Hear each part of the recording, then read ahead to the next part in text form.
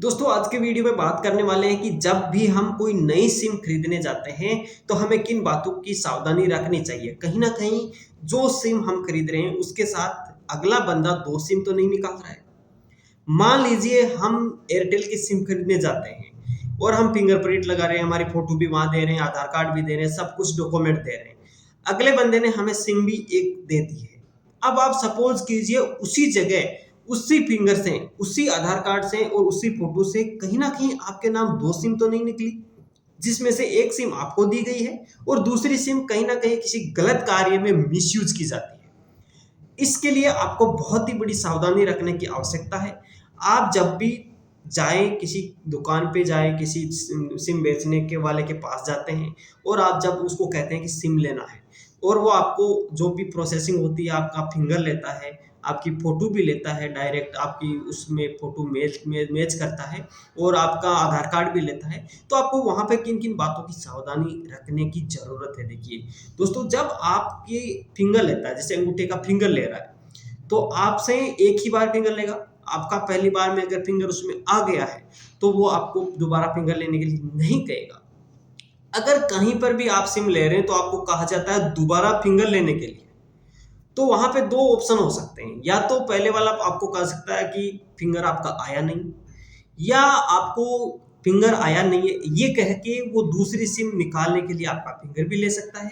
तो आपको बहुत ही वहाँ पे सावधानी रखने की ज़रूरत है। जब भी आप तुरंत वेरीफ़ाई कीजिए, श्योर कीजिए, अपने आप को श्योर कीजिए कि कहीं न कहीं जो मेरा दोबारा फिंगर ले रहा है, वो वास्तव में अगर इसके पास फिंगर नहीं आया है तभी लिया जा रहा है या किसी नई सिम निकालने के लिए लिया जा रहा है। सबसे पहले ध्यान देने योग्य बात यही है, आप फिंगर लगाएँ, ज़रूर लगाएँ, लेकिन आप ये श्योर अपने आप को श्योर कीजिए कि कहीं न कहीं वो दूसरी सिम तो नहीं निकाल रहा है। दूसरी चीज़, यदि आपके द्वारा आधार कार्ड दिया जा रहा है, उसको आधार कार्ड की ज़ेरॉक्स दी जाती है, फ़ोटोकॉपी दी जाती है, वहाँ पे देना अनिवार्य होता है। तो आप उस जो फ़ोटोकॉपी जो होती है, उसके ऊपर केवल सिम खरीदने के लिए आप उसके ऊपर लिख दीजिएगा ये शब्द, लाइन नीचे लिख दीजिएगा, केवल सिम खरीदने के लिए।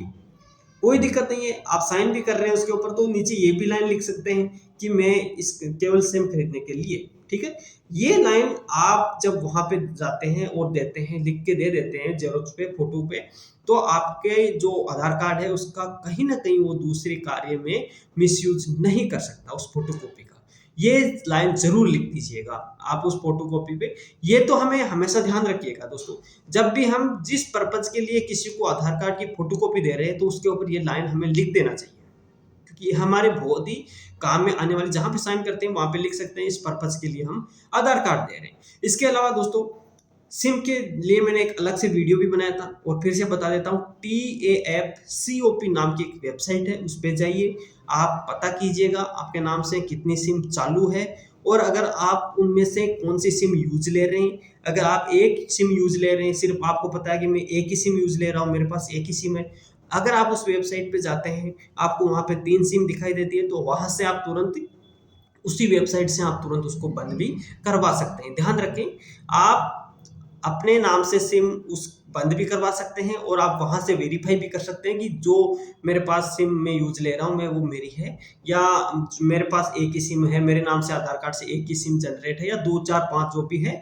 अगर एक्स्ट्रा सिम है तो आप वहाँ से उसी टेपकोप की वेबसाइट से ही उसको तुरंत बंद भी करवा सकते हैं। तो दोस्तों ध्यान रखें, जब भी आप नई सिम लेते हैं इन बातों का ज़रूर ध्यान रखिएगा।